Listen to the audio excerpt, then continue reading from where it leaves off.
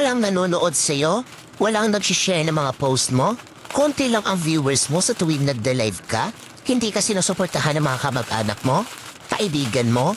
Kakilala mo? Kapitbahay mo? Pinagtatawanan ka dahil sa pag-reels mo? Pinagtatawanan ka dahil sa paggawa mo ng mga content?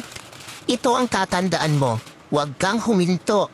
Huwag kang susuko. Huwag kang papaapekto sa sasabihin ng ibang tao tungkol sa'yo. Ipakita mo sa kanila na may mararating ka. Dahil isang araw, kapag marami ka ng followers, kapag marami na ang sumusuporta sa'yo, kapag marami na ang nanonood sa'yo, kapag marami ka ng viewers, kapag marami na ang nagmamahal sa'yo at sumusuporta sa'yo, kapag marami ka ng payout, kapag sinasahod mo na ang sinasahod ng mga sikat na content creator, kapag mayaman ka na, kapag marami ka ng pera, ay manunood na yan sila sa'yo.